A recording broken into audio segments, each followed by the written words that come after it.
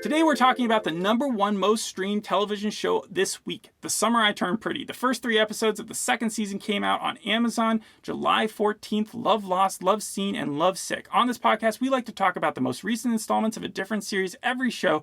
Let's jump into this teen rom-dram written and created by Jenny Han. Okay, so my first question for you is, what side do you fall on? What are the two characters' names? Jeremiah and Conrad? Yeah, are you a Conrad fan or a Jeremiah fan? I'm going to probably have to go with Conrad. Jeremiah, to me, seemed like a whiny little bitch in this episode. Well, not just this episode. You watched all 3, right? Yes, all 3. But the first and second episode specifically, yes, I felt like Conrad at least was a better character. It does feel like the internet is on your side, at least with this season. It seems like Conrad has come across rather well in people's eyes. I do believe that every teenage girl in the world is watching this show. I also think that the one thing that people want to hear about is what 2 straight guys have to think about this.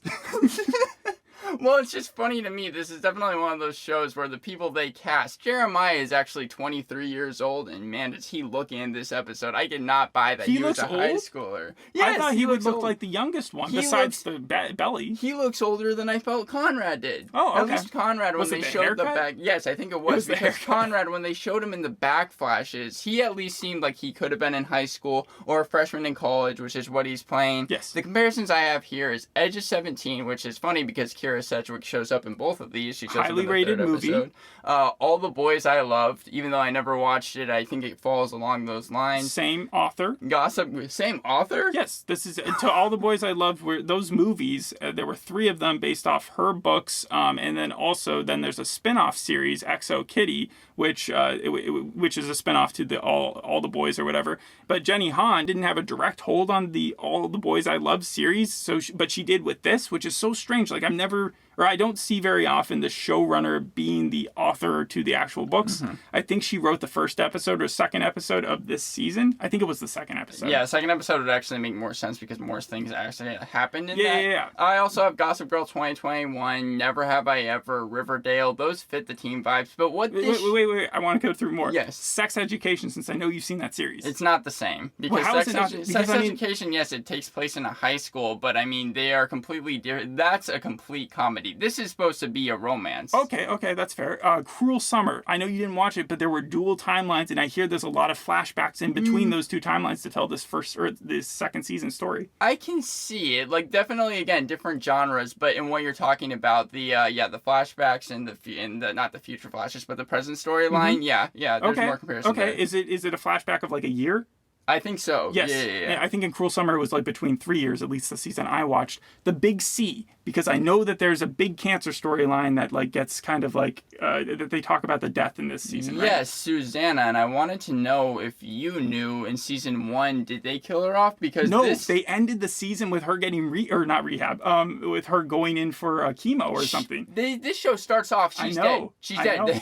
She's like 100% gone. I heard that was a risky move for a show, but I think it does follow the books that she does die. Wow. Yeah. To me, though, the one that when I was just reading the synopsis, and you tell me if I'm wrong, remember we kind of had like a joke day where we were like skipping through all the stupid Netflix movies that were out there, and the kissing booth was there, and we literally took like 10 minutes just skip. But what I remember from it is that the mom was dead in that, and in this the friend's mom is dead, right? Yes. And then there was the younger brother, older brother crush that the main character had, which seems a lot like what Conrad and Jeremiah's like dynamic is, that the girl had a brother. I don't know if he was an older brother or a younger brother, but she has a brother here, right? Steven, he's the valedictorian. And then they both deal with living near a beach.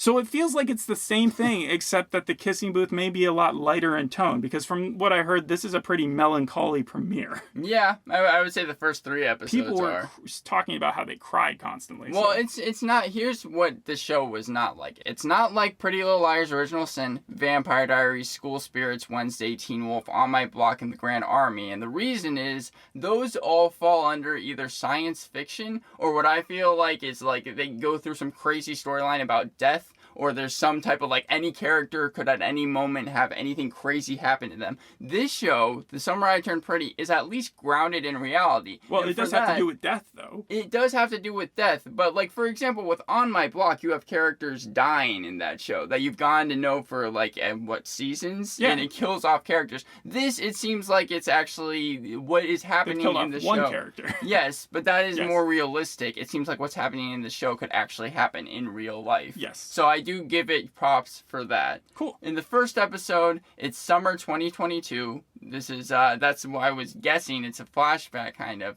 You have Belly... So you knew when it started that it was a flashback, because a lot of people were like, where are we right now? No, I actually had to guess that before. I got that later on in the episode. Okay. And also, like I was saying, it's interspersed throughout the first 3 episodes, the flashback storyline, but I'm just going to go through the flashbacks and then the present day storyline to make it easier. Sure. So it's summer 2022, Belly, Conrad, Jeremiah, and Susanna are all at this beach house, and like I said, Susanna is Laurel's best friend, and Laurel is Belly's mom. Correct. And Belle is together with Conrad. This is a big deal because Jeremiah, who is her best friend, her best friend does not know, and like they end up sharing a kiss, and then Belly comes clean to Jeremiah. She's just like, me and Conrad are together, and Jeremiah does not take this thing well. I think at that point, Jeremiah and her were about to date. Or, like, they were dating, so it was, like, a question of whether or not that it was considered cheating or not. Yeah, so that's why he didn't take it well. It wasn't just like, oh, you made out with my brother, what the hell? For the rest of the episode, in the flashbacks, Belly and Conrad just talk on the phone about different issues. That was all that happened in about their relationship. Did you like that? No, that was all it showed in the flashbacks. Just continually Belly and Conrad on the phone with one another. There's a point where he's helping her with character development. With trig homework. How am I supposed to care about that? You're supposed to, first of all, put yourself in that position. Did you ever talk to a girl that you liked about your trigonometry? And also, he's in college at this point. So he'd be good at it. The difference, yes. I mean, my thing wasn't the fact that he was good at it. It was that high school and college, I understand you're going to have friendships and maybe even a relationship crossover. Have you ever tried to do math over the phone? I'm sorry. That does just hold me up. Like, how would you even do that? Like, I've been okay at math all my life, but I could not imagine trying to tutor someone who's just telling me, like, a problem over the phone. Yeah, you seem to be more caught up on it than I am. Okay, well, no, I've heard people talk about how much they liked the development of Conrad, and because Conrad comes off as like a good dude in this first episode, right? I mean, he's a fine character, but it's just the split between the two of them. He's at Brown, I think that's the name of the college for his first year. Yeah, you've never heard of Brown before? No, I have. Okay. I'm saying that's the college that he's at. He's a freshman in there, and then he's speaking to this senior in high school that he seems to be with throughout this whole entire time, and it didn't seem like they were talking about anything important. Sure, you get backstory on maybe the divorce that I think Conrad and Jeremiah had to go through at like one point in time, but I'm pretty sure that's already been talked about. I don't think the reason for it was like apparent. Like I think that Conrad comes to they show like a backflash of him seeing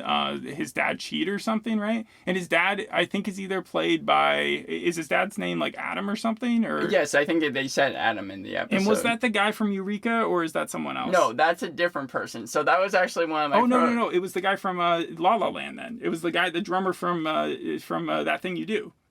Oh, really? Yeah. Oh. Yeah, it would be that guy. Okay, yeah, so the guy that shows up at the end of La La Land. Yeah, no, but I actually like the present day storyline a lot more. It's summer 2023. Colin Ferguson shows up out of nowhere. He's only in a couple short scenes, especially in the first episode. In fact, I think he only has one talking scene, but it was funny to see him show up out of nowhere. It was reminiscent of when you were talking about how you saw Dominic West in Brassic for 1 minute when they did an audience shot. It was funny because he's obviously been in the show before. Main character. But to see him just randomly pop up and I had no idea he was in it, I found that funny. He just had one of those faces. Yeah. And then also some of the other guest stars I had, like I said, Kira Sedgwick, but also you have Elsie Fisher show up in this. I did not know that. Yeah.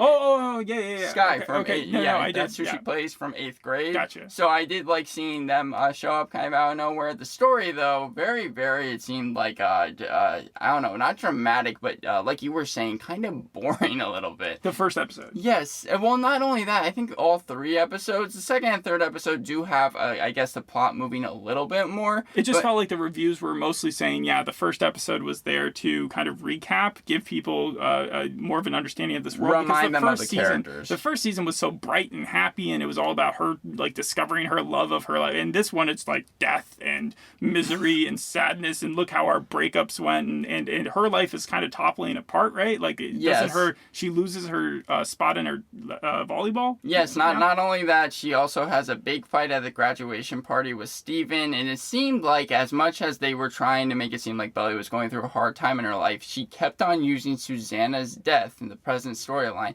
as an excuse. In fact, it was very cathartic at the very end of the first episode when Laurel, her mom, and her are having this argument, and Laurel finally says, you don't get to use Susanna's death as an excuse, because that's all she was doing. It's interesting because Laurel people aren't necessarily on the same side with, but I think that comes along with something that she does later, right? At the funeral. At the funeral? Yes, apparently, like, Belly and Laurel have a fallout at the funeral where they feel like Laurel, like, should have been more supportive of Belly. Oh, okay, yeah, in the third episode, kind of. That's okay, more but of a reaction you can get to shot. that later, yeah. Yeah. Okay. Belly talks to Steven first, you said, her brother, who is, like, the valedictorian, and then she talks to her friend Taylor.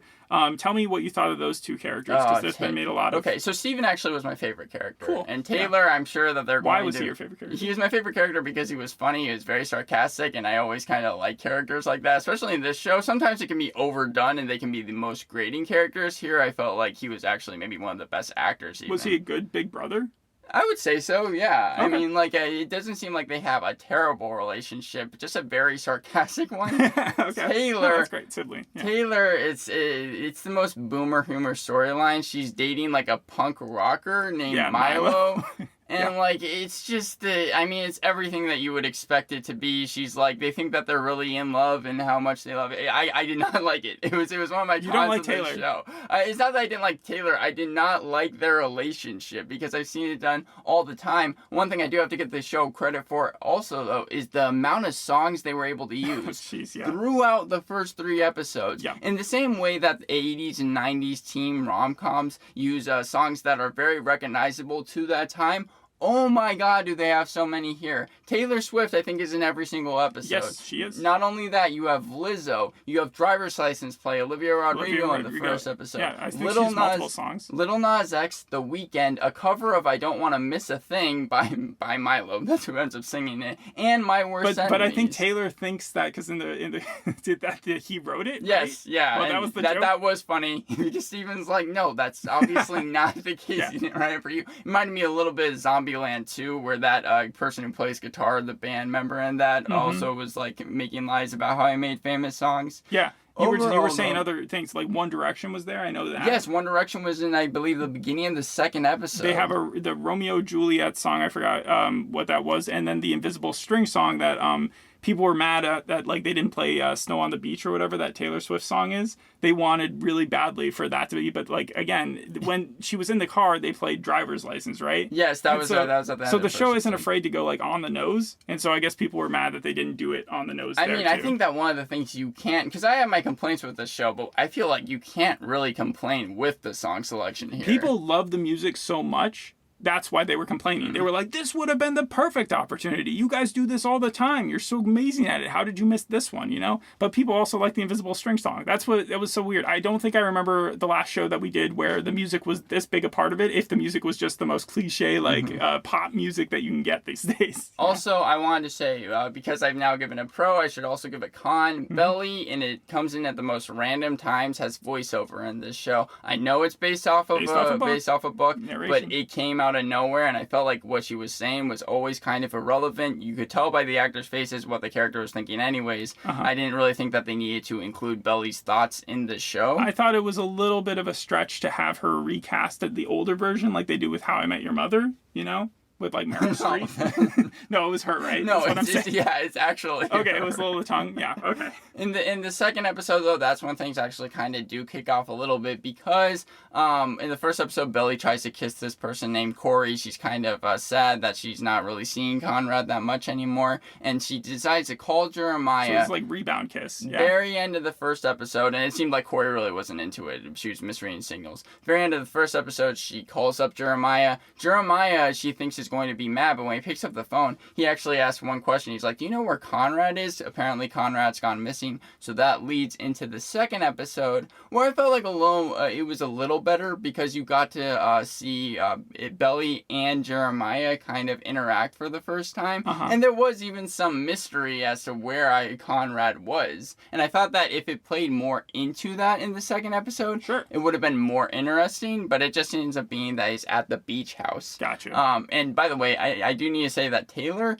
given absolutely nothing to do for the first two episodes. Steven goes to her, and they decide to go to Cousins as well, because that's where the beach house is. But her character, and even Steven's a little bit, even though it was my favorite, it's like, yes, they do have a couple interactions together, but they don't do anything. Like, when they go to Cousins, by the end of the second episode, that was the most I felt like their storyline actually accomplished. And then by the third episode, that's when it seems like, I think it was the best one, the beach house is on the line, and this obviously means a lot, not only to Belly because of Susanna and the connection there, but also Jeremiah and Conrad. They even tried to speak to Kira Sedgwick, that's their aunt, who has already made the decision and apparently came in from out of town just to sell this thing. They're having an open house. They're really hoping that's not the case, and then Steven and Taylor end up showing up. They all are kind of hanging out, wondering, because they're not going to give up the fact that this beach house is theirs, and they're going to try and save it somehow. That sounds like in Shameless when Fiona kept on trying to save her own house. Yes, yeah, but here it was a little bit more strange from their because, uncle. Yeah, this was just like a beach house. I'm sure it means a lot for people that saw it in the first season. Also, people who can afford it. Like, it means a lot to people who can waste their time like trying to defend just another house of theirs. Yeah, well, here it was just I didn't feel that much of a connection to it. Even they show at the end of, I think, the second episode, Belly losing her virginity in the beach house. Yeah, really awkward scene, by the way. No,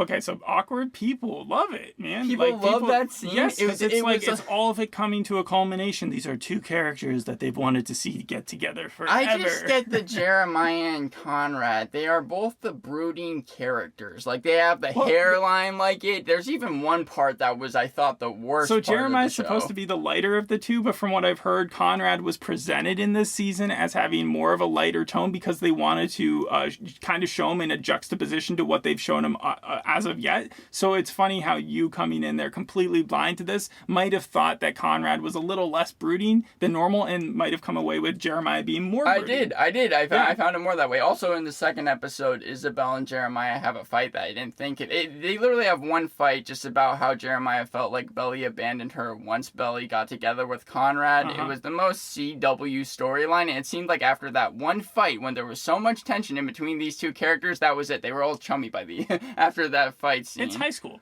I mean, no, I don't feel like you can hide behind that excuse with this show. Very end of the third episode, there's something on Conrad's phone. It dings. He looks at it. We don't really see what it is, but he runs out as they're all watching it happen one night. Steven is running out after him because he can tell something's up, and Conrad's having a panic attack. And then I didn't really replay it to tell, but I think he collapses on the beach. So whatever he saw on his phone, it must be something big, because it just suddenly kind of happened. I mean, the amount of times I've received a text and just had to collapse right But it was one of those things where it's wait, it wasn't that his mom was dead or something, right? Like, this wasn't a backflash, yeah? No. Okay, this was actually so this was the current storyline. Yeah. Who knows? Maybe his dad died or something. They even tried to contact his dad, and the dad is like not into it. He's like, no, we are selling this house. I appreciate the effort. And that's one thing I think that is also a con of the show. It seems like Isabel, Jeremiah, and Conrad, sure, Taylor and Steven are thrown into the mix, but they're the only ones that that really seem to care. And I feel like if a beach house has been in your family for as long as this has, and Susanna, again, someone who's died, this was like her house as well,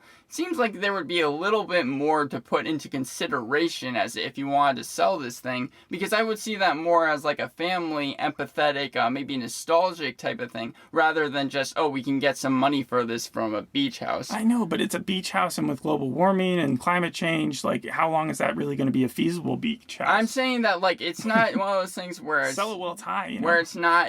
I can see the perspective that the aunt and the father have, and I know I'm supposed to have the perspective that Belly has, and I kind of do, but I'm also saying I feel like the aunt and the father were just, like, on the same page, and I'm not sure if they would have been as for it as they are. And Judah... Is this really the thing driving the plot, though? Because I was told by episode 3, things really hit the gas. Like, some crazy stuff happened, and I was to assume that was more relationship stuff.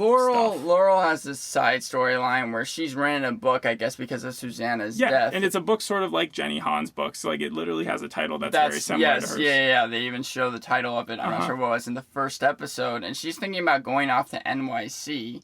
But New York overall, City? Yeah, to sell the book. Oh, okay. But overall, I didn't really see that as that important. In the third episode, this might be what they're talking about. You do see the funeral in the flashback of Susanna. And apparently, like, Belly either freaks out or something. That's at the reception. The funeral itself, I thought, was the worst part of the show. Not because I didn't think that it wasn't, like, good, but it got bad when Conrad went up there, pulled out a guitar, and apparently there was a song that Susanna really liked him singing, but then he starts singing the song, and I was just like, this is just coming across as too unbelievable. Like, I don't know, like, don't you remember in Severance when they brought out the video where he's, like, jamming with his daughter, and it was like, I saw that scene at least twice or thrice. If it was a video, then I would understand. He literally... Well, it was the person who had died, so that's why it had to be a video. He goes out... No, but he himself, Conrad, goes up in front of everyone and starts singing the song. I didn't think that really worked out that well. Okay, I mean, it still is better than the Succession funeral. Yeah. Not the episode is better in Succession, but, like, what's going on, I would rather have been in the less awkward of the two, which is probably just the song.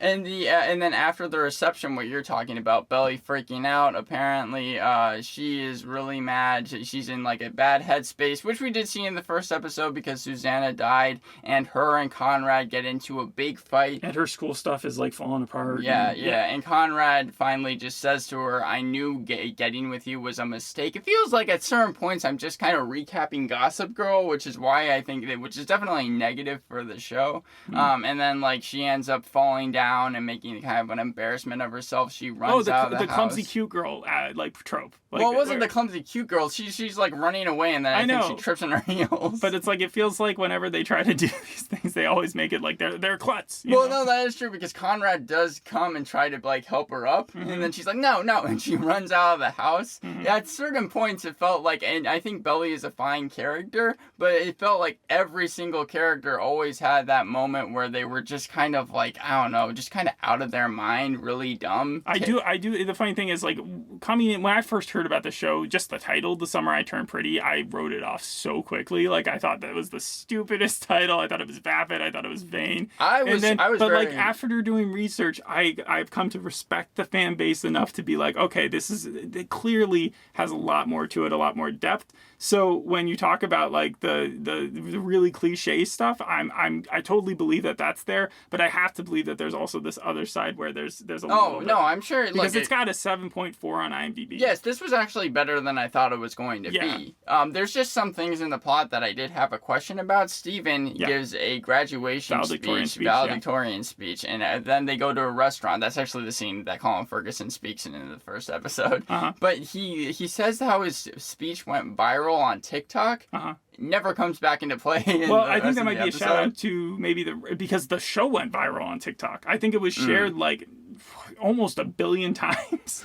Like, so many people saw, like, little clips of it, and it actually brought Taylor Swift's songs, like, back up, which is crazy. When you think, like, the biggest artist of the last 10 years had their songs propped up by a TV show which came out, and I told you already, this was the #1 most streamed television show this week. And I had heard of it before. I think Amazon may have even made their Amazon Prime week on the same week for that reason. Like, let's boost it up even further. They even had this showing in theaters for They the had it shown super in big theaters. fans. Wow. Yeah, which isn't. I mean, they also had what was that Marvel series that failed so bad in theaters? The Inhumans. Yeah, Inhumans. I remember they promoted very similarly. It's 1,000 times better than that because we're talking about, I guess, good things for the show. I did want to say whenever a cliffhanger happened at the end of the episodes, I was always interested. In the first episode, when Conrad's gone missing, like I said, kind of that mystery angle. Where did he go? And at the end of the second episode, Belly comes in, and this is when Jeremiah found Conrad at the beach house, and they're all staring at each other. I was wondering how the interaction was going to play. I thought that cliffhanger worked as well.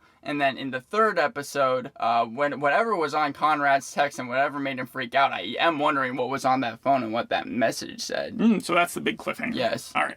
One thing you haven't mentioned, which I'm a little surprised about, is that this third episode is supposed to concentrate heavily, like each episode does a party, right? But this was supposed to be all about the prom, I think, and how Belly and Conrad, like how their thing fell apart. But I don't know anything about like what. Tell me what happens in this. Is it a cool looking prom? Is it are things like in trouble to begin with, or does it wait until the end? Yes, for the full night, it just seemed like everything that bad that could have happened did. Conrad, he comes back for Belly's prom, but he forgets her corsage in like his dorm room. So he makes that drive. He comes all the way. And it seems like this is the last time that we see Susanna, I think, alive as well. She's on kind of a Zoom call as this is going on, and then they go to the prom, and he's just not having a good time. He doesn't want to dance, and then even when they do dance, he's just like he's off in some other space. So he's either thinking about how his mom is dying, or he's just sick of Belly. Like what is she taking this personally? I'd say. Yes, but it's not. I don't think they wanted to break up with Belly. But what happens is they end up like leaving the prom and they fight. It's a classic setting in the rain, and they end up breaking up because he just. Who breaks up with who? I think it was Conrad that broke up with Belly because he just really didn't want to do it. And then the saddest part I think of the whole episode is when Belly takes off her necklace and gives it back to Conrad. All right. Because that I believe in the first scene. That's I think the necklace that Conrad gave Belly. So it was supposed to be like sure. I just know in the books from what people were talking about, they said that he was really mean in the books, and they didn't want to see him be as mean in the actual representation. Yeah, I think so, when they break up, I mean, I feel like it was supposed to be kind of, you're not sure which side to fall on. So Belly is just completely torn up about it. She runs back in and Steven sees the whole thing and they end up hugging. It was the first time that I actually saw Steven kind of act like an older brother there. But then that's why when we get to the funeral reception later, she's going to go speak to Conrad just to see if everything is okay. And I believe there's another woman named Audrey who's in the same room with Conrad. And that's what makes them end up having the fight at the reception, and then so it's prom juxtaposed with funeral, and so things are really like you've seen the best of their relationship, now you've seen the worst of their relationship, you've also seen the worst in like their emotional lives. So only good things from here, right? I mean, you would hope so. Are you going to in any way continue the show? No, probably not. Not even if it was just to like skim through those episodes and figure out whether or not Belly ends up with Conrad or Jeremiah? I don't have enough of a connection with the show to really care that much. It does remind me of Twilight in that way, though. The whole entire team. Of course. Yeah. Overall, though, Decider, Rolling Stone, AV Club, Collider, Hollywood Reporter, Vanity Fair all came out with season 2 reviews that were pretty positive. The Daily Beast and Pace came out with negative reviews. What would you probably give it? I think a big reason for my 5 out of 10 score, and we can maybe leave it off here, is just that even though I was saying Pretty Little Liars, Original Sin, and all these other things have these crazy things happen, you are left with a show, like I said, grounded in reality, but that reality is oftentimes just going to be kind of boring, and the pacing is so sluggish throughout these like 3 hours. That's fair. That it's hard to really get into it. All right. Well, thanks for listening. We'll see you on the next episode. Hope you enjoyed this one. Bye. Bye.